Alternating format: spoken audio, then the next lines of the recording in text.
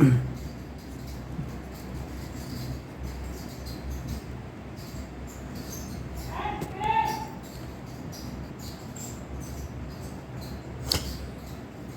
दोस्तों, Bihar police head constable exam को लेकर के पूरे 100 नंबर का क्वेश्चन मैं लेकर के आ चुका हूं आपके सामने।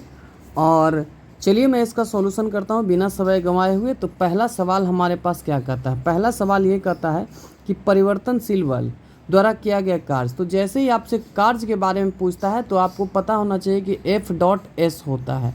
F.S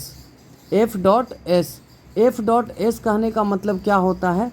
तो फोर्स इनटू डिस्प्लेसमेंट। लेकिन यहाँ पे क्वेश्चन क्या पूछा है? परिवर्तनशील बल। तो परिवर्तनशील बल बराबर वर्क बराबर होता है फोर्स इनटू डिस्प्लेसमेंट का इंटीग्रेशन। क्या होगा? इंटीग्रेशन। ठीक है, नेक्स्ट क्वेश्चन में आइए। इसमें एक सवाल लिखा है हाफ mv²। ये काइनेटिक एनर्जी का फॉर्मूला होता है। काइनेटिक एनर्जी बराबर फॉर्मूला होता है हाफ mv का स्क्वायर। ठीक है, नेक्स्ट की ओर चलते हैं हम लोग। नेक्स्ट सवाल क्या कहता है हमारे पास?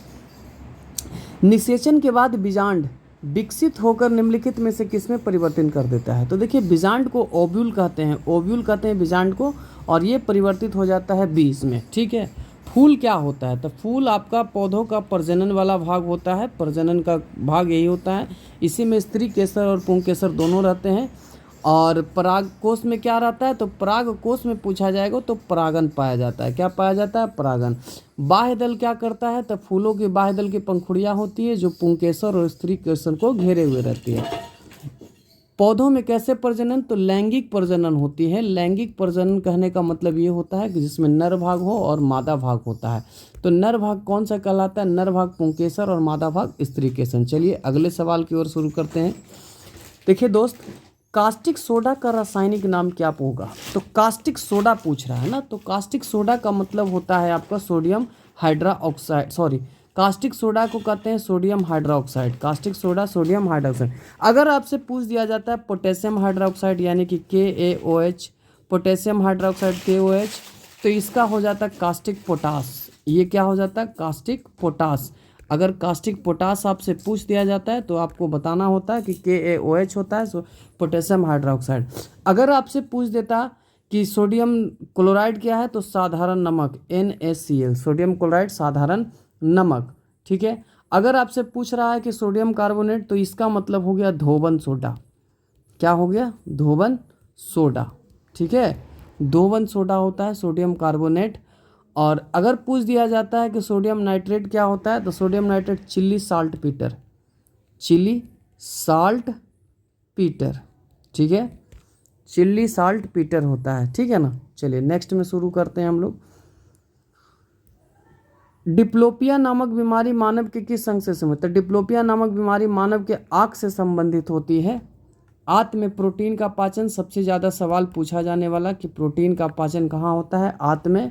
हृदय से संबंधित बीमारियों को क्या कहा जाता है? तो कार्डियोलॉजिस्ट कहा जाता है। और मस्तिष्क पूरे शरीर का नियंत्रक होता है। क्या होता है? नियंत्रक होता है। ठीक है, नेक्स्ट सवाल में आते हैं। अगला सवाल, स्याही बनाने में कौन सा अम्ल काम में लाया जाता है? तो ये स्याही बनाने में जो काम आता है दोस्त, फ्यूमेरिक एसिड। कौन सा आता है? Fumaric acid. ठीक है, बिल्कुल कोई टाइम नहीं लगेगा आपको, फटाफट मैं सॉल्यूशन कर दूंगा। स्याही बनाने में कौन सा अम्ल काम में लाया जाता है? तो फ्यूमेरिक एसिड। ठीक है, नेक्स्ट क्वेश्चन में अगर आपसे पूछा जाए कि पेट में कौन सा अम्ल पाया जाता है, तो आप HCl बता दीजिएगा। सबसे ज़्यादा क्वेश्चन पूछा जाने वाला सवाल है ना। और अम्ल का काम क्या कर रहता है? अम्ल वैसे पदार्थ होते हैं जिसमें हाइड्रोजन प्रस्थापित करके जाता है प्रमुख। अगर बेंजोइक एसिड का इस्तेमाल पूछा जाए तो दवा बनाने में किसका इस्तेमाल किया जाता है? दवा बनाने में बेंजोइक एसिड का प्रयोग करते हैं। बेंजोइक एसिड, दवा बनाने में किसका काम? Benzoic acid. नेक्स्ट अगला सवाल अंग्रेजी का है। तो क्वेश्चन कहता है correct passive voice. Passive voice, when do you take milk, when do you take milk. ठीक है, व्हेन है तो व्हेन का प्रयोग तो सब जगह व्हेन है।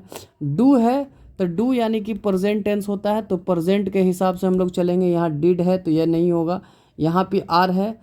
अब देखेंगे कि यहाँ पे ऑब्जेक्ट मिल्क है, तब मिल्क के अनुसार ईज होगा, आर नहीं होगा। तो यहाँ पर आर है तो ये भी ऑप्शन कट गया। दोनों में ईज है। और टेक V2 है तो टेकन बच गया, तो यानी कि V2 चाहिए, V3 चाहिए, तो टेक टू टेकन होता है V3 का। ठीक है, नेक्स्ट क्वेश्चन की ओर पढ़ते हैं। The tall building dominated the city skyline. In the above sentence identify the parts of speech of the word tall. Tall इसमें क्या दिया गया है, ये सवाल पूछा जा रहा है। तो बिल्डिंग के पहले टॉल आया है, तो बिल्डिंग आपका क्या है, तो बिल्डिंग ये डोमिनेटेड, ये वर्ब हो गया और ये आपका नाउन हो गया। नाउन के पहले जो प्रयोग किया जाता है उसे हम लोग क्या कहते हैं, एडवर्ब कहते हैं। नॉन के पहले क्या प्रयोग होता है, सॉरी, नॉन के पहले एडजेक्टिव का प्रयोग किया जाता है तो एडजेक्टिव होगा। वर्ब के पहले क्या प्रयोग होता है, तो वर्ब के पहले एडवर्ब होता है। ठीक है, नेक्स्ट क्वेश्चन की ओर बढ़ते हैं। अगला सवाल क्या लिखा हुआ है, choose the correct sentence in direct speech of the given sentences. He said what a beautiful place it is. और यहाँ पे देखिए एक्सक्लामेटरी सेंटेंसेज है। ये कौन सा सेंटेंस है भाई, एक्सक्लामेटरी। और एक्सक्लामेटरी में भी कैसा, ब्यूटीफुल प्लेस, यानी कि आप वंडर कर रहे हैं, है ना। तो वंडर वाला ऑप्शन आप देखिए इसमें कहाँ पे लिखा हुआ है, एक्सक्लेम्ड विथ वंडर, पहला में नहीं है, दूसरा में है वंडर, और कहीं भी नहीं है, नहीं है तो यही आंसर आ जाएगा। नेक्स्ट सवाल आते हैं 9 नंबर। तो 9 नंबर सवाल इसमें क्या कहता है, जरा उसको भी देख लेते हैं भाई। अगला सवाल, choose the suitable verb from the fill in the blanks. It hot tomorrow, ठीक है, इट खाली स्थान। तो खाली स्थान में कहता है कि कौन सा, इट इज होगा या इट हैज़ होगा या इट विल।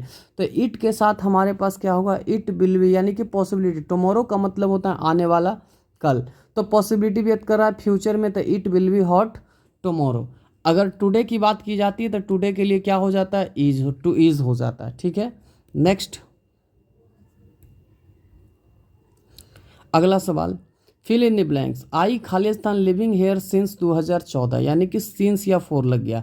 तो जब सिंस या फोर, क्वेश्चन में जब सिंस या फोर लग जाता है तो आपको समझना होगा कि हैज या फिर हैव, उसके बाद क्या लगाना है, बीन, हैज या हैव बीन। तो सिंस लग गया तो यहाँ क्या पड़ जाएगा, बीन पड़ जाएगा, हैव बीन पड़ जाएगा। नेक्स्ट सवाल में आइए, किसी निकाय को एक समान वृत्तीय गति में चलाने में लगने वाले आवश्यक नियत बल को क्या कहते हैं। तो क्वेश्चन ये कहता है किसी, जैसे वृत्तीय बल, ये ऐसे करके चारों तरफ बल लग रहा है तो 2 तरह के बल, एक अंदर की ओर और एक बाहर की ओर। ठीक है, तो अंदर की ओर लगने वाले को कहते हैं अभिकेंद्रीय, अंदर की ओर लगने वाले को क्या कहते हैं, अभिकेंद्रीय, और जो बाहर की ओर लगता है उसे कहते हैं अपकेंद्रीय। तो आपको ध्यान देना है, अभी का मतलब अंदर हो गया, अभी का मतलब अंदर, और अप का मतलब क्या हो गया, बाहर, वृत्ताकार गति में। तो क्वेश्चन कहता है समानुपातिक लगने वाले आवश्यक नियत बल को क्या कहा जाता है वृत्तीय गति में। तो ये जो वृत्तीय गति में आवश्यक नियत बल रहता है उसे हम अभिकेंद्रीय बल कहते हैं। उसे क्या कहते हैं, अभिकेंद्रीय बल कहते हैं। उस पर एक बल केंद्र की ओर, जिसमें नियत लग गया तो केंद्र की ओर बल लग गया, और केंद्र से बाहर कहेगा तो आप केंद्रीय हो जाएगा। ठीक है, चलिए नेक्स्ट में सवाल, इसमें एक चीज़ और सवाल पूछा जा सकता है कि सेंट्रीफ्यूगल फोर्स बराबर क्या होता है, तो mv² बटा आर, mv² बटा आर सेंट्रीफ्यूगल फोर्स, अभिकेंद्रीय बल। ठीक है, कपड़ा सुखाने की मशीन किस पे काम करती है, तो अपकेंद्रीय बल। कपड़ा सुखाने का काम कौन करती है, तो अपकेंद्रीय बल में काम करती है। ठीक है, नेक्स्ट क्वेश्चन पर आते हैं, 12 नंबर सवाल पे आइए। तो 12 नंबर सवाल क्या कहता है दोस्त, तो 12 नंबर सवाल कहता है कि यदि, सवाल कहता है सर्वोच्च न्यायालय के न्यायाधीश के रूप में योग्य होने के लिए एक व्यक्ति को उच्च न्यायालय में खाली स्थान कितने वर्ष की न्यूनतम अवधि तक का कार्य अनुभव होना चाहिए। अगर आप सुप्रीम कोर्ट का न्यायाधीश बनना चाहते हैं तो हाई कोर्ट में कितने साल का आपका होना चाहिए एक्सपीरियंस, तो ये कितने साल का होना चाहिए, 10 साल का एक्सपीरियंस होना चाहिए। और अगर पूछ दिया जाए सुप्रीम कोर्ट में, सुप्रीम कोर्ट का उल्लेख किस में है, तो सुप्रीम कोर्ट का यानी कि एससी का उल्लेख है आपको संविधान के भाग 5 में, संविधान के भाग 5 में।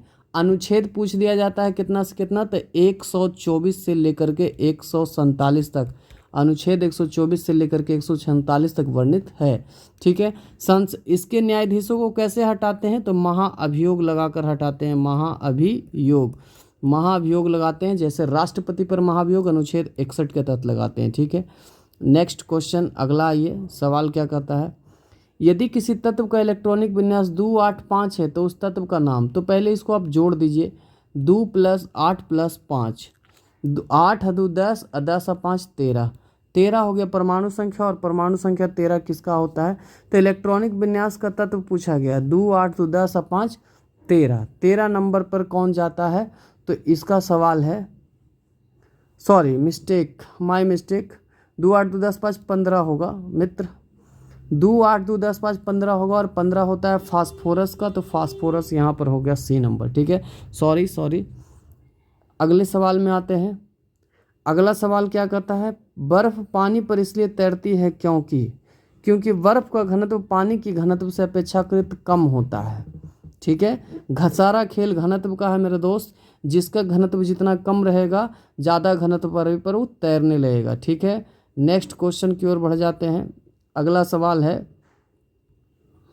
क्वेश्चन कहता है समुद्र में डूबी हुई वस्तु का पता लगाने के लिए किसका, तो डूबी हुई वस्तु का पता लगाने के लिए सोनार का प्रयोग किया जाता है, और गोताखोर भी सोनार का प्रयोग करता है। गोताखोर अपने साथ कौन सी गैस हवा में सांस लेने के लिए प्रयोग करती है, तो ऑक्सीजन प्लस हीलियम गोताखोर का प्रयोग किया जाता है। ठीक है, रडार क्या है, तो रडार है वायु में, यानी कि वायुमंडल में पता लगाने के लिए रडार का इस्तेमाल किया जाता है। ठीक है, लेजर का प्रयोग किस क्षेत्र में किया जाता है, तो लेजर का प्रयोग किया जाता है सूचना के क्षेत्र में। किस क्षेत्र में, सूचना के क्षेत्र में किया जाता है। नेक्स्ट सवाल, अब ये गद्यांश दिया गया है और गद्यांश पढ़ करके हमें ही जवाब देना है। हमारे देश की उन्नति हम पर ही निर्भर करती है, खाली स्थान है। फिर उसके बाद यहाँ पर लिखा है कि हमारे देश की उन्नति हम पर ही क्या करती है, खाली स्थान ही करती है, तो निर्भर करती है, दिखावा करती है, कार्य करती है। तो आपको पहला लाइन ही था, निर्भर करती है। ठीक है, देखिए यहाँ पे आपका लिखा है कि हमारे देश में क्या करती है, हम पर ही निर्भर करती है। ये खाली स्थान में आपको करना है कि हमारे देश के हम पर ही निर्भर करती है उन्नति। दूसरा सवाल है, एक व्यक्ति खाली स्थान उसके राष्ट्र और उसके स्वयं की उन्नति है, तो उसकी क्या उन्नति को निर्भर करती है, तो व्यक्ति की, जैसे उसके राष्ट्र एवं स्वयं की उन्नति है, तो यहाँ पर भी व्यक्ति का क्या हो जाएगा, उन्नति हो जाएगा। नेक्स्ट सवाल में देखते हैं। अगला सवाल क्या कहता है, आर्थिक विकास में वृद्धि, अनुशासन, अच्छी शिक्षा हमारे देश की गरीबी को मिटाने और सभी राजनीतिक सामाजिक मुद्दों को मिटाना, तो मुद्दों को मिटाना क्या होता है, जरूरी होता है। ठीक है, ये अनावश्यक लिखा हुआ है, इसमें नहीं होगा। और क्यों सवाल कर रहा है, और ये अकारण कारण के बारे में नहीं जानना चाह रहा है, लेकिन मुद्दों को मिटाना चाहिए तो ज़रूरी हो गया है। नेक्स्ट में आते हैं। अगला सवाल क्या कहता है, राम राज्य में कौन सा समास है, राम राज्य में कौन सा समास है, राम राज्य यानी कि राम का राज, तो जिसमें विभक्ति आ जाती है, जिसमें विभक्ति आ जाती है तो विभक्ति वाले समास को कहते हैं तत्पुरुष समास। क्या कहते हैं, तत्पुरुष समास। जिसमें संख्या आ जाएगा तो संख्या वाले को कहेंगे हम लोग द्विगु समास। ठीक है, जिसमें दोनों पद प्रधान हो या हाइफन वाला हो वो होता है द्वंद्व समास। ठीक है, नेक्स्ट समास में आते हैं। पतन का विपरीत शब्द, पतन का विपरीत शब्द होता है उत्थान। उत्थान का मतलब होता है प्रोग्रेस, उत्थान मतलब प्रोग्रेस होता है, और पतन का मतलब होता है डाउनफॉल। पतन का मतलब क्या होता है, डाउनफॉल यानी नीचे की ओर जाना, और उत्थान का मतलब ऊपर की ओर जाना। नेक्स्ट क्वेश्चन में आते हैं भाई। अगला सवाल, प्रत्यास्थता सीमा में, अगला सवाल ये कहता है प्रत्यास्थता सीमा में अनुदैर्घ्य प्रतिबल और अनुदैर्घ्य विकृति के अनुपात को क्या कहा जाता है, तो प्रत्यास्थता सीमा में ये यंग का कांस्टेंट गुणांक होता है, और इसे यंग गुणांक भी कहते हैं। और बाई बराबर यहाँ पर प्रतिबल बटा विकृति होता है, प्रतिबल बटा विकृति बल, ये फॉर्मूला होता है यंग प्रत्यास्थ गुणांक बराबर। ठीक है, और इसका मात्रक अगर पूछ दिया जाए तो न्यूटन प्रति मीटर स्क्वायर होता है, वही जो आपका दाब का मात्रक होता है। नेक्स्ट क्वेश्चन है। अगला सवाल ध्यान से देखिएगा, गोलीय दर्पणों के आवर्धन में एक ऋणात्मक चिन्ह क्या दर्शाता है, तो गोलीय दर्पणों के ऋणात्मक में एक आवर्धन चिन्ह के बारे में आपसे पूछा जा रहा है। तो गोलीय दर्पणों के आवर्धन में एक ऋणात्मक चिन्ह दर्शाता है कि प्रतिबिंब क्या है, वास्तविक है, और अगर पॉजिटिव रह गया तो इसका मतलब क्या हो गया, काल्पनिक हो गया। ठीक है, क्या प्रतिबिंब हो जाएगा, काल्पनिक हो जाएगा। नेक्स्ट क्वेश्चन की ओर बढ़ जाते हैं हम लोग। चलिए अगला सवाल, सरल लोलक के आवर्तकाल और लोलक की लंबाई के बीच का अनुपात पूछा जा रहा है कि सरल लोलक की लंबाई और लोलक के आवर्तकाल के बीच ग्राफ बताया जाए। तो इसका फॉर्मूला पहले आपको पता होना चाहिए कि क्या होता है और नहीं होता है, और ये टी समानुपाती एल होता है, टी स्क्वायर समानुपाती एल होता है। एल आपका लंबाई और टी हो गया टाइम पीरियड होता है। ठीक है, तो जैसे ही स्क्वायर निकल के आ गया तो स्क्वायर का ग्राफ होता है परवलय, स्क्वायर का ग्राफ क्या होता है, परवलय। और अगर स्क्वायर नहीं रहता तो उसका ग्राफ हो जाता सरल रेखा। ठीक है, अगला सवाल, सुबुक्तगीन निम्न में से किसका गुलाम था? सुबुक्तगीन किसका गुलाम था? तो ये अल्पक्तगीन का गुलाम था। गुलाम की प्रतिभा से प्रभावित होकर उसने अपना दामाद भी बना लिया था। अमीर अल अमरा की उपाधि से सम्मानित किया गया था सुबुक्तगीन को। ठीक है, अल्पक्तगीन का क्या था? ये दामाद था, दामाद। ठीक है, नेक्स्ट क्वेश्चन, और यह प्रथम तुर्की शासक था। सुबुक्तगीन ही प्रथम तुर्की था, ये प्रथम तुर्की था। तुर्की यानी कि तुर्की के निवासी। ठीक है, जिसे हिंदू शाही शासक जयपाल को पराजित किया था। किसने पराजित किया था? जयपाल को पराजित करने वाला प्रथम तुर्की था, जयपाल को पराजित करने वाला। नेक्स्ट क्वेश्चन की ओर आइए। अगला सवाल, हाइड्रोजन गैस को गर्म करने पर गर्म काले कॉपर ऑक्साइड के माध्यम से गुजारा जाता है, तो ये क्या होगा? ठीक है, अगला सवाल यहाँ देख रहे हैं आप लोग। तो अगला सवाल इसमें क्वेश्चन है कि जब किसी हाइड्रोजन गैस को काले कॉपर ऑक्साइड के साथ से गुजारा जाता है तो ये भूरे रंग की कॉपर धातु में अपचयित हो जाती है। भूरे रंग की कॉपर धातु में अपचयित हो जाती है। इसमें ज़्यादा कोई डिस्कशन नहीं करेंगे, आपको ज़्यादा से ज़्यादा इतना बताएंगे, हाइड्रोजन के 3 समस्थानिक 1H1, 1H2 और 1H3, और तीनों का नाम है प्रोटियम, ड्यूट्रियम और ट्रिटियम। प्रोटियम, ड्यूट्रियम और ट्रिटियम। ठीक है, नेक्स्ट क्वेश्चन आते हैं 26 नंबर।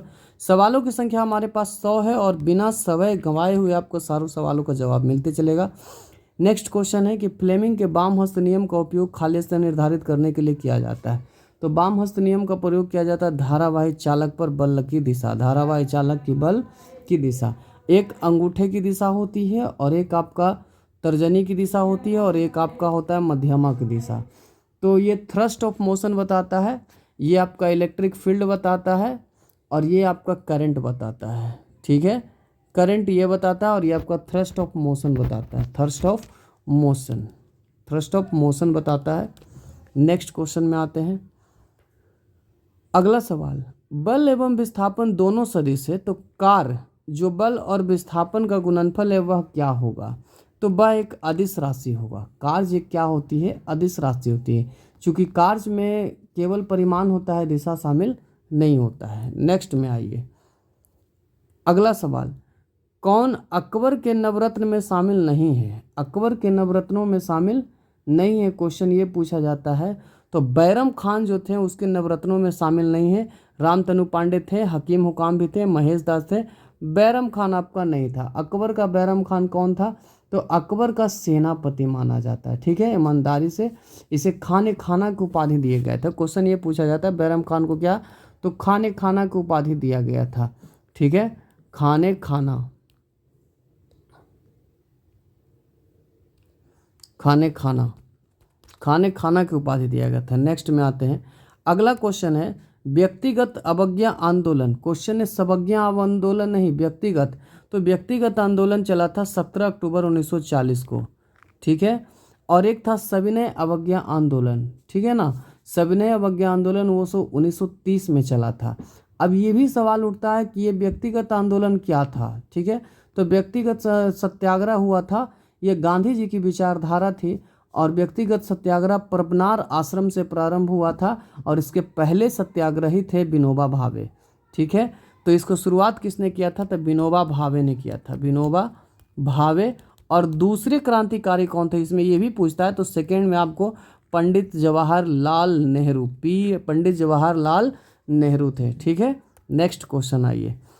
अगला सवाल है कि जिस राजनीतिक संगठन की स्थापना वर्ष 1838 में हुई उसका नाम क्या था? तो भारत में जिस राजनीतिक संगठन वो 1838 में हुआ था उसका नाम पूछा जा रहा है। तो उसका नाम था जमींदारी एसोसिएशन। उसका नाम क्या था? जमींदारी एसोसिएशन। अब सवाल ये भी पूछा जा सकता है किसके द्वारा की गई थी? द्वारकानाथ टैगोर द्वारा कलकत्ता से की गई थी। क्वेश्चन ये भी पूछेगा किसके द्वारा? तो द्वारकानाथ टैगोर द्वारा, द्वारकानाथ टैगोर द्वारा कलकत्ता से। कहाँ से की गई थी? कलकत्ता से की गई थी। नेक्स्ट सवाल पर आइए। अगला सवाल क्या कहता है कि 28 मीटर व्यास वाले एक वृत्ताकार मैदान को समतल कराने की लागत कितनी होगी यदि शुल्क 125 रुपये प्रति वर्ग मीटर की दर से होता है? तो तो कुल खर्च यानी कि क्षेत्रफल पहले निकालना पड़ेगा, और क्षेत्रफल बराबर पाई आर स्क्वायर होता है, तब पाई का मान 22/7 और आर इसमें देना है 28 मीटर, तो 28 का आधा होता है 14, 2 बार 14 लिखेंगे और गुना जो खर्च है 125 उसको 125 से गुना कर देंगे, काट देंगे 7 दूनी 14, 2 बार में कट गया और उसके बाद फिर गुना कर देंगे, 14 दूनी 28 हो जाता है और 125 को चलिए गुना कर देते हैं हम लोग शॉर्ट में, तो शॉर्ट में गुना कर लेते हैं। जैसे यहाँ पर लिख देते हैं 5 25 25 25 25 से, तो शॉर्ट में ये गुना करना चाहते हैं चूँकि 22 25 73 से 110 हो गया, उसके बाद फिर 5 दूनी 10 एक दूसरा 10 हो गया और 14 25 70 एक तीसरा 70, तब केवल को हो गया 11 सते 77, केवल और केवल डी। इस तरह से गुना हम आसानी से कर लिए। नेक्स्ट क्वेश्चन में आइए, अगला सवाल देखिए, इतना का मान कितना होगा, तो सबसे पहले नंबर ब्रैकेट का काम कर देंगे, 88 में से 24 चला जाएगा तो 4, 8 में से 4 गया 4 और 8 में से 2 गया तो 6, 64 और 64 भागा में है तो ये बटा में चल जाएगा 2 और गुना 96, ठीक है। फिर प्लस आइए, ये 43 तो 4 तिया 12 3 तिया 9 129 हो गया। अब इसको काट देंगे तब 32 दूनी 64, अब 32 तिया 96 यानी कि 129 और 3 क्या हो गया 132। नेक्स्ट क्वेश्चन में आ जाते हैं। अगला सवाल है, यदि a + 1/a बराबर 6 है तो 4 का वैल्यू निकालने से पहले 2 निकालना पड़ेगा, तो पहले हम लोग निकालते हैं a² + 1/a², तो 6 छक्का 36, 36 में से 2 गया कितना हो गया 34। अब उसके बाद 4 निकालेंगे, तो 4 निकालेंगे तो फिर से इसका स्क्वायर करके 2 घटाना पड़ेगा, और 34 का स्क्वायर 1156 होता है, उसमें से 2 घटा देंगे तो 1100 कितना आ जाएगा 54, 1100 कितना आ जाएगा 54, और ये हमारे पास जवाब हो गया ए नंबर। नेक्स्ट में आते हैं, अगला सवाल, निम्नलिखित में से कौन सी संख्या 24 से विभाज्य नहीं है, तो 24 का गुणनखंड कर लेते हैं, तो 24 से गुणनखंड आता है 6 चौका 24, तो 6 चौका 24 और 24 में यानी कि छोतिया भी 3 दूनी छोटे यानी कि इसको कर सकते हैं 3 गुना 8। अब वैसी संख्या जो 3 से कटे और 8 से कटे उसी को 24 से डिवाइड होगा। 8 से कटने का नियम होता है लास्ट 3 डिजिट 8 से कटना चाहिए, तो 8 काट के देखते हैं, तो 8 चौका 32 कट रहा है, 8 ये नहीं कटेगा, 8 दया 80 कट रहा है, 8 से ये नहीं कटेगा, चूँकि 8 कम 8 4 8 से ये भी कट रहा है, तो अब इसको भी चेक कर लेते हैं, 8 कम 8 ये नहीं कट रहा है, तो सी ऑप्शन खत्म। अब हमें चेक करना है कि 3 से कट रहा है कि नहीं, तो 4 3 7 2 9 ये कट रहा है, 8 4 12 ये भी कट रहा है, तो 4 1 5 2 7 और 8 7 15, तो 3 से ये भी कट रहा है हमारे पास। तो अब यहाँ पर एक चीज़ और देखना है कि कौन से कट रहा है, सटीक कटना चाहिए और सटीक नहीं कटना चाहिए, तो यहाँ पर 2148 24 से विभाज्य ये वाला केवल संख्या होगा, नहीं है, नहीं पूछा जा रहा है, तो ये भी कट रहा है, ये भी कट रहा है और ये भी कट रहा है, तो इसका सही आंसर क्या हो जाएगा सी नंबर, ठीक है। नेक्स्ट क्वेश्चन नहीं वाला पूछ रहा है। अगला सवाल आइए, एक कक्षा में 6 छात्र और 4 महिला छात्राएं हैं, इनमें से यादृच्छिक रूप से विद्यार्थियों को चुन लिया गया है, तो आप इसको जोड़ दीजिए, 6 या 4 कितना छात्र हो गया 10 छात्र, ठीक है। 10 छात्र में से आपको चुनना है, 10 छात्र में से कितना चुनना है, यदि किसी 4 विद्यार्थियों को, तो 10 में से 4 को चुनना है, तो 10C4 हो गया। अब ये संभावना रह जाए कि उनमें से कम एक छात्रा जरूर रहे, तो एक छात्र यानी कि 10 में से 4 को तो चुन ही रहे हैं, लेकिन उसमें से एगो छात्रा चाहिए, तो इसका मतलब छात्र को हटाना पड़ेगा, तो 6 छात्र में से कोई भी 4 को चुन करके एक हटा लेंगे, अब उसके बाद इसका वह निकाल लेंगे। तो इसको बनाने के लिए मेरे दोस्त मैं सिंपल ट्रिक ये बताता हूँ आपको कि जैसे यहाँ पर 10C4 है 4 तक के, तो 10 को आप उल्टी गिनती में लिखिए, 10 9 8 7 और नीचे 1 से लेके 4 तक चलिए, 1 2 3 4, ठीक है। अब जैसे करते हैं तो 4 तिया 12 दूनी 24, तो 8 तिया 24 3 बार में, 3 तिया 9, तो 7 21 यानी कि 210 आ गया। तो एक पार्ट में 210 बैठ गया, नीचे भी 210 बैठ गया और बह गया 64, तो 64 को यानी कि हम लोग लिख सकते हैं 6 × 5 और 1 × 2, 1 × 2 यानी कि 5 तिया 15, ठीक है। तो 15 माइनस हो जाएगा और 210 में से 15 चला जाएगा तो 195/210, 195/210 काटिए, 13 बार में कटेगा और ये 14 बार में कटेगा, तो 13/14 आपका आंसर हो जाएगा, ठीक है। चलिए नेक्स्ट क्वेश्चन की ओर शुरू कर देते हैं हम लोग। 35 के बाद 36 नंबर सवाल, काफ़ी बहुत अच्छा मैथ पूछा गया है इसमें, इस सेट में। ठीक है, अगला सवाल शुरू करते हैं हम लोग।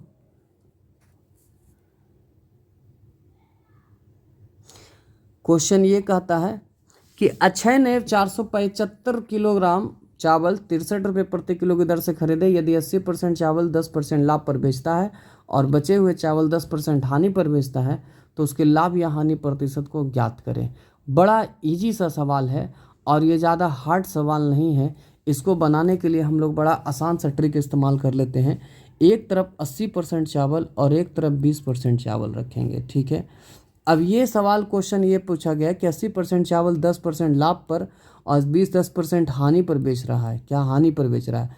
तो टोटल को कितना हो रहा है हमको पता नहीं है, तो x कर लेते हैं और आपको रेशियो दिया गया है 4:5 हिसाब से निकाल लेते हैं। कैसे? तब 20 चौका 80, 20 चौका 80। ठीक है, तो ये 4 कितना हो गया? 1 हो गया। अब जैसे ही 4:1 हो गया तब इसका क्रॉस मल्टीप्लिकेशन करके हम लोग निकाल लेंगे। तो कैसे निकाल लेंगे? तो x - 10 = 4 और 10 - x = 10, यानी कि एक प्लस में जाएगा और एक माइनस में जाएगा। ठीक है, तो आपको सीधे ऐसे करेंगे 10 चौका 40 और 10 से कम 10। ठीक है, 10 चौका 40 और 10 से कम 10, तो 40 में से 10 चला जाएगा और नीचे 4 1 5 से डिवाइड लग जाएगा, यानी कि 6% हमारे पास आंसर आ जाएगा, प्रॉफिट आ जाएगा। ये बिल्कुल शॉर्ट मेथड है। नेक्स्ट क्वेश्चन में हम लोग आते हैं। एक अंक गणितीय श्रेणी का 125वां पद क्या होगा? तो अब टेंशन लेने का क्या ज़रूरत है। 125वां पद यानी कि a + 124 × d चाहिए। ठीक है, तो 5 10 15 20 यानी 5 5, यानी कि पहला पद 5 है, दूसरा पद इतना है, तो 125वां पद चाहिए, तो डायरेक्ट 5 से गुना कर दीजिए। 125 25 625, 125 25 625। नेक्स्ट में आते हैं, अगला सवाल। 10% वार्षिक दर पर उधार दी गई एक निश्चित धनराशि 1 वर्ष के लिए चक्रवृद्धि ब्याज अर्धवार्षिक रूप से संयोजित 1 वर्ष के साधारण ब्याज के लिए अंतर कितना है? 305 रुपया। अंतर कितना दिया गया? 305 रुपया। तो क्वेश्चन पूछ रहा है कि इसका धनराशि। टेंशन मत लीजिए, इसका सवाल का जवाब बिल्कुल सीधा है मेरे दोस्त। 1 वर्ष का अंतर बराबर मूलधन इंटू r/100 के होल स्क्वायर होता है। ठीक है, अब इतना का वैल्यू क्या कर देना है? 305 रुपया बैठा देना है। r का वैल्यू आपको दिया गया है 5%, चूँकि छमाही संयोजित होता है। अब गुना का भागा कर दीजिए, 305 गुना 100 अब बटा 5 गुना 5, काटा काटी कर दीजिए। तो काटिएगा तब 5 20 से 100, 5 20 से 100, 20 20 से 400 और 3 चौका 12, 5 चौका 20। तो ये सवाल का जवाब हो जाएगा 12,122.00। ठीक, नेक्स्ट क्वेश्चन में आइए। इतना का माध्यिका। माध्यिका कहने का मतलब मेरे दोस्त ये होता है कि पहले आप इसको क्या करिएगा? आरोही क्रम में सजा लीजिएगा। तो पहले क्या कर लेते हैं? इसको हम आरोही क्रम में सजा लेते हैं। तो पहले सजा लेते हैं, तो पहले आता है 1, उसके बाद 1, फिर आपका 3, फिर उसके बाद 4, फिर उसके बाद 7, फिर 3 गो 9 है, 3 गो 9 है, 9 9, फिर लास्ट में 10 और 12 है। अब कहता है माध्यिका ज्ञात करें। तो जो सबसे बीच में आएगा तो काउंटिंग कीजिए, टोटल है हमारे पास 10 गो। तो 10 के इस बीच में 5 और छठा वाला, पहला दूसरा तीसरा चौथा पाँचवा छठा, यानी कि 7 + 9 का हाफ कर देंगे, तो 9 7 16/2 हो जाता है। 9 7 16/2 माध्यिका का मतलब ये होता है। अगर आप लोग कंपटीशन की तैयारी करते होंगे तो माध्यिका निकालने के लिए आता होगा। नेक्स्ट क्वेश्चन आइए, 40 नंबर सवाल। और 40 नंबर सवाल कहता है कि एक पहिया 88 किलोमीटर की दूरी तय करने में लेता है, 1000 चक्कर लगाता है, तो पहिए की त्रिज्या ज्ञात करें। बिल्कुल भी आसान सवाल है, ये ज़्यादा हार्ड का सवाल है ही नहीं। चूँकि पहिया के निकालने का आता है त्रिज्या, तो पहिए का परिमाप होता है 2πr और गुना हो जाएगा 1000, अब बराबर होता है 88 किलोमीटर को मीटर में बदल देंगे तो हमारे पास काट छाट 1000 1000 कट गया।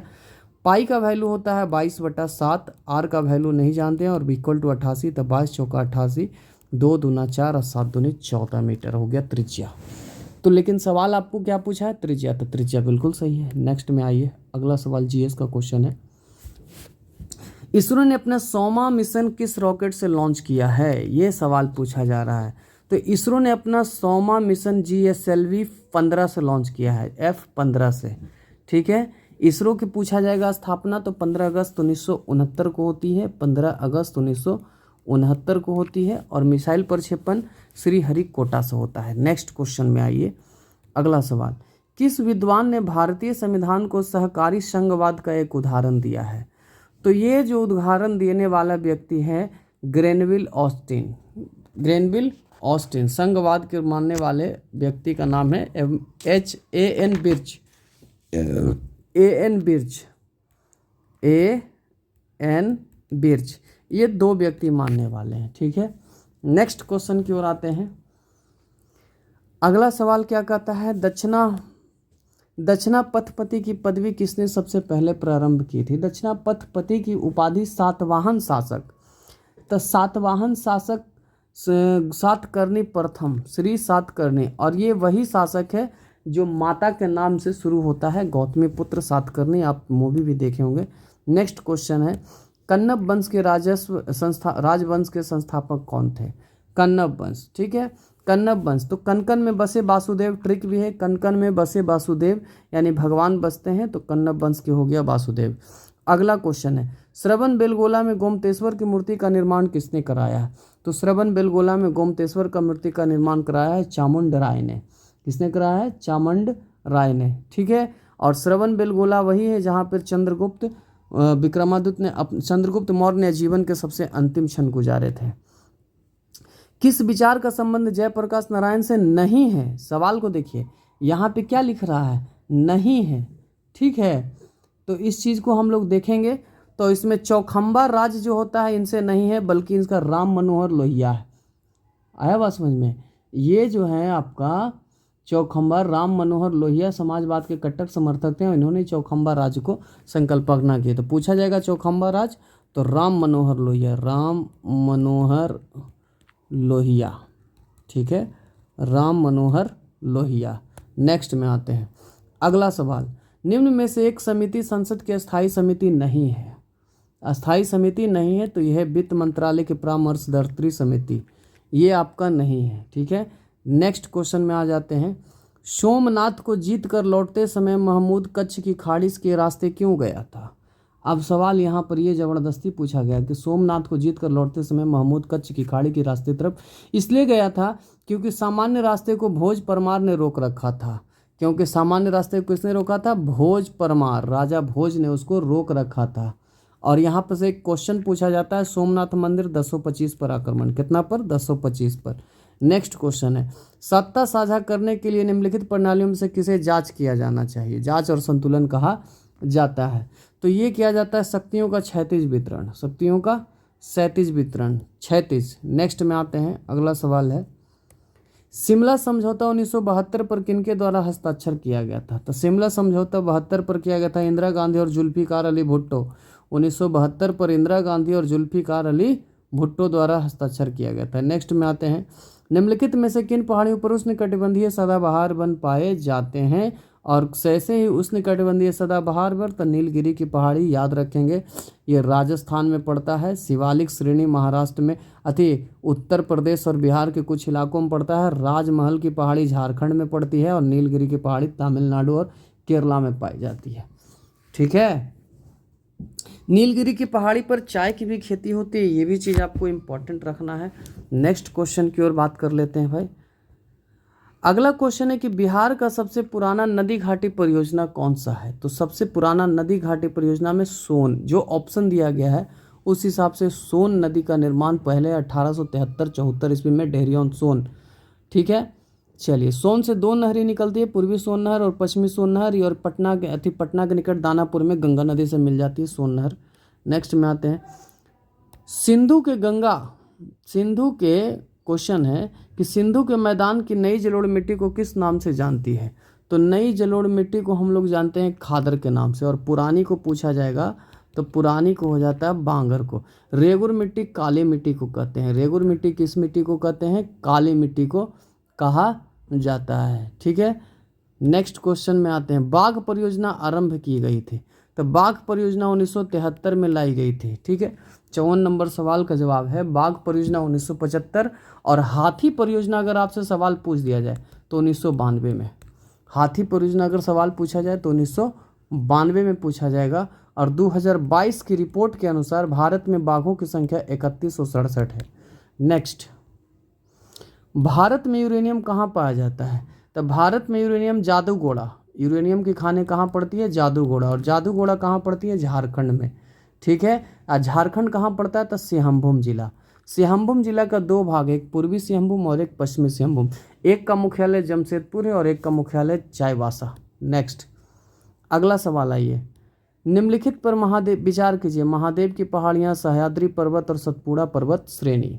ठीक है, तो इस पे विचार करना है कि उपर्युक्त में से उत्तर से दक्षिण की ओर सही अनुक्रम। तो उत्तर से दक्षिण की ओर, तो सबसे उत्तर में बहता है महादेव की पहाड़ियाँ हैं। ठीक है, उसके बाद आते हैं हमारे पास सतपुड़ा की श्रेणी, तब जाकर के सह्याद्री, यानी कि ये सबसे लास्ट में होगा, ये 3 नंबर पर, तो यानी कि सी नंबर जवाब। नेक्स्ट, जनगणना 2011 के अनुसार भारत के निम्नलिखित राज्यों में से किसकी जनसंख्या उत्तर प्रदेश के बाद सबसे अधिक है?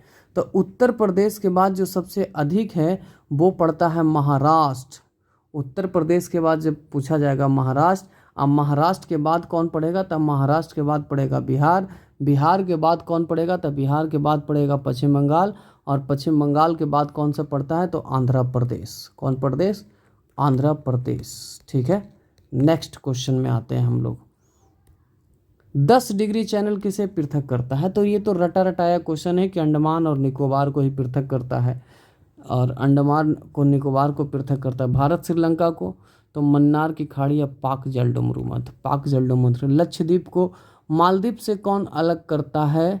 तो लक्षद्वीप को मालदीव से अलग करने वाला है 8 डिग्री चैनल। कितना डिग्री चैनल? 8 degree channel. ठीक है, मेनिकाय द्वीप होती है उसमें। अगला क्वेश्चन ये है, क्वेश्चन ये कहता है कि ब्रह्मपुत्रा नदी तिब्बत में किस नाम से जानी जाती है? तो ब्रह्मपुत्रा को तिब्बत में किस नाम से जानी जाती है? तो तिब्बत में सांगपो के नाम से जानी जाती है, तिब्बत में सांगपो, और बांग्लादेश में जमुना के नाम से जानी जाती है, बांग्लादेश में जमुना के नाम से जानती है। ठीक है, पद्मा गंगा के नाम के जानते हैं, जमुना पद्मा गंगा के नाम से जानते हैं। गंगा और जमुना दोनों, पद्मा और जमुना मिलती है तो मेघना का निर्माण होता है। किसका निर्माण होता है? मेघना का। नेक्स्ट में आइए, इनमें पंचायत समिति का कौन अंग है? 60 नंबर सवाल कहता है। तो अंग पंचायत समिति का अंग पंचायत सभा, ग्राम सभा और नगर पंचायत प्रमुख। प्रमुख होता है पंचायत समिति का प्रमुख अंग। ठीक है, 61, विशेष वर्ग या समूह के हितों को बढ़ावा देने वाले संगठन को किस नाम से पुकारा जाता है? तो इसे पुकारा जाता है हित समूह। वर्ग समूह के हित को बढ़ावा दे रहा है तो हित समूह। नेक्स्ट में आइए, सर्वोच्च न्यायालय ने किस मुकदमे में यह बनाए रखे कि भारतीय संविधान प्रस्तावना का भाग नहीं है? तो ये बनाया गया था बेरुबारी मुकदमा, ये 1960 में आया था। कितना में आया था? 1960 में सर्वोच्च न्यायालय में निर्णय दिया गया था कि प्रस्तावना संविधान का अंग नहीं है। नेक्स्ट में आइए, संयुक्त राष्ट्र संघ की राजकाज भाषाएं क्या है? तो राजकाज भाषाएं इसकी है संयुक्त राष्ट्र संघ की अंग्रेजी और फ्रेंच।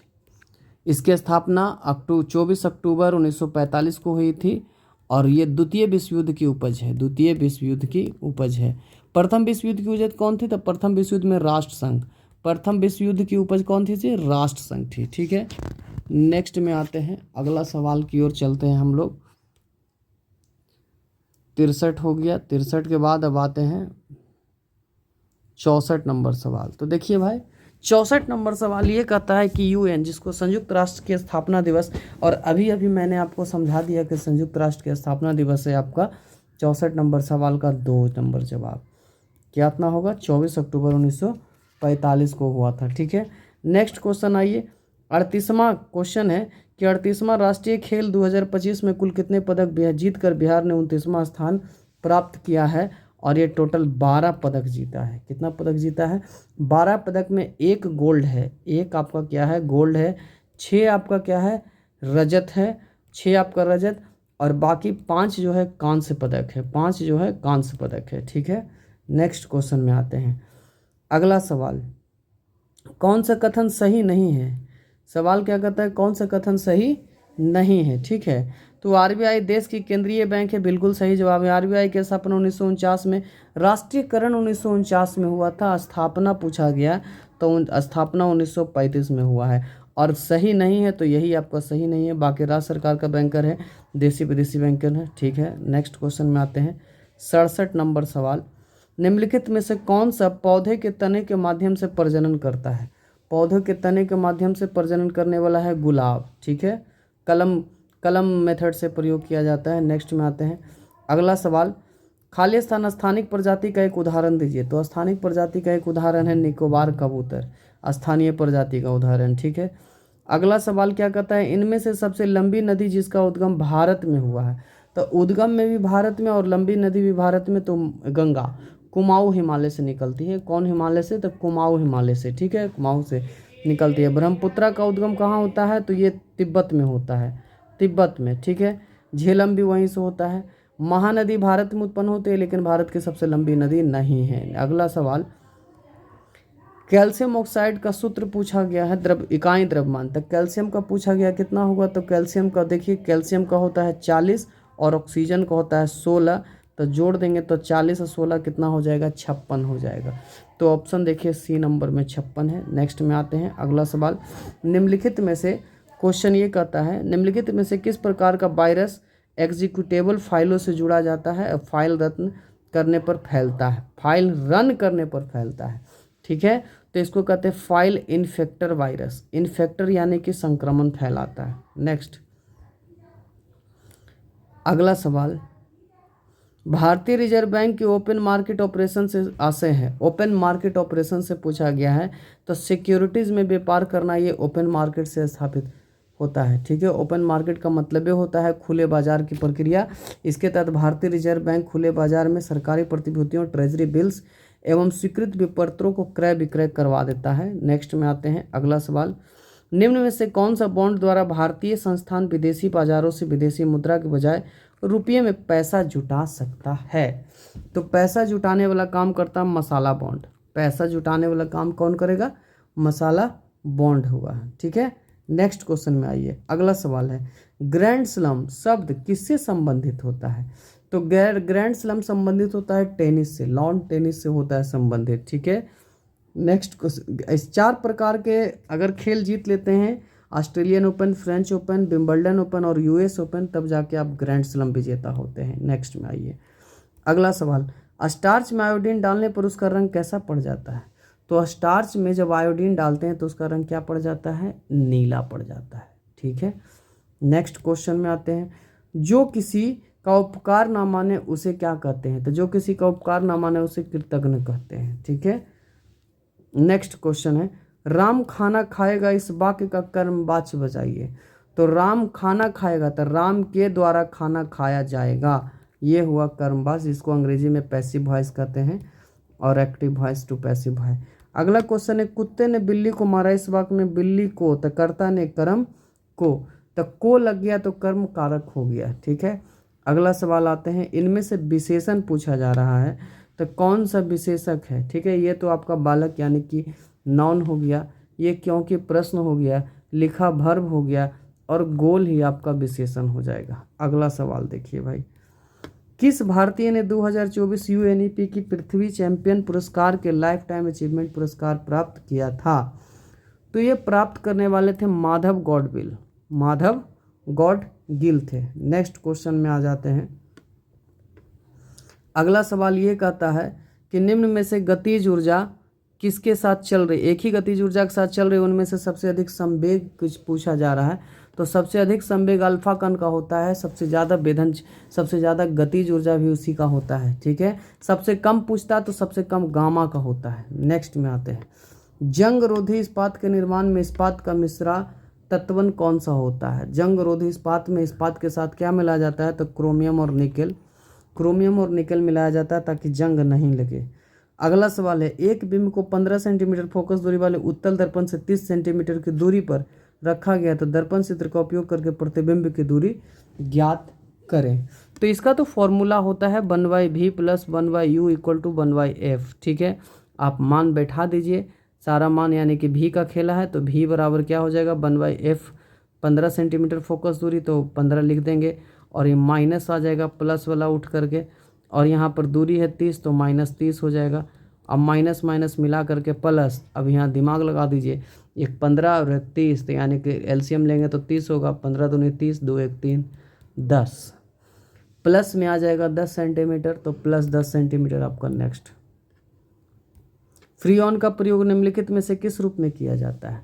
तो फ्रीऑन का प्रयोग किया जाता है प्रशीतक, जो फ्रीज वगैरह में जो इस्तेमाल करते हैं ठंडा रखने के लिए, कूलिंग रखने के लिए।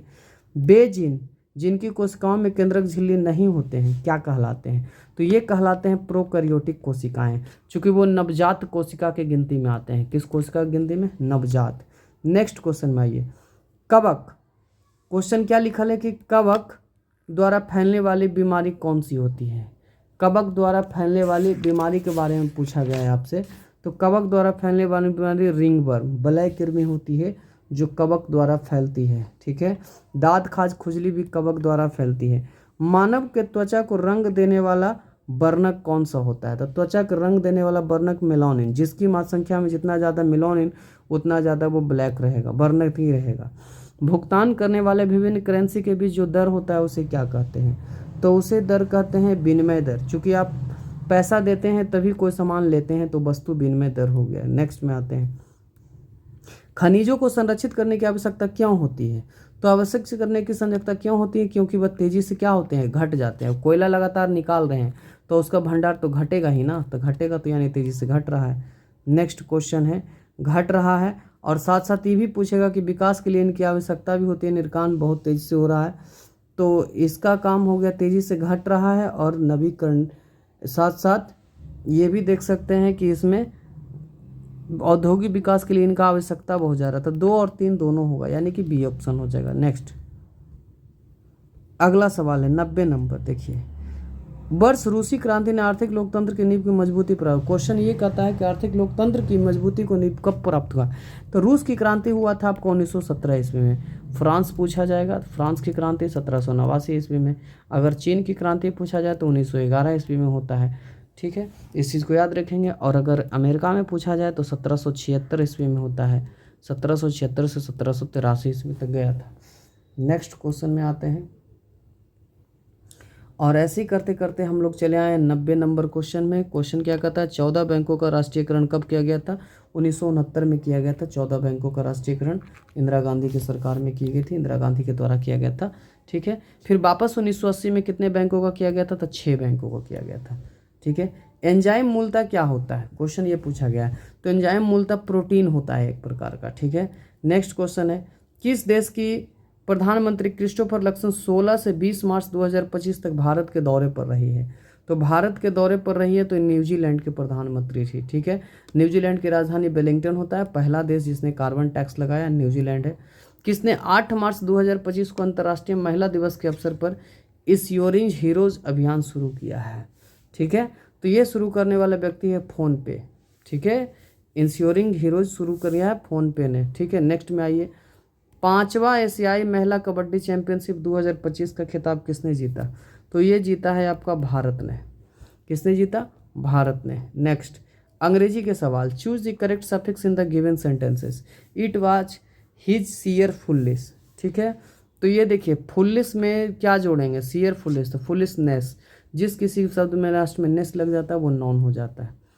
अगला सवाल, correct the choose prefix. Prefix यानी कि पहले जोड़ना है। ठीक है, तो अब सवाल क्या किया गया? The boss told me to, खाली स्थान, राइट द रिपोर्ट। तो राइट के साथ क्या लगता है? तो री राइट। मीनिंग आपका क्या होता है? री राइट होता है, मतलब फिर से लिखिए। बाकी कोई मीनिंग ही नहीं है, सेंस ही नहीं है।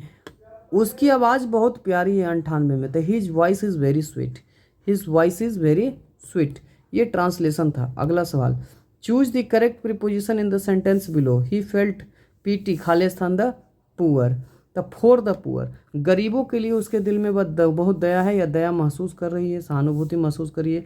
कमिटी का क्या निकालना है? करेक्ट स्पेलिंग निकालना है। तो कमिटी COMMIT और डबल ई होता है, सॉरी एक ही होता है आपका, एक ही ज़्यादा लिखा गया, डबल ई होता है कमिटी में।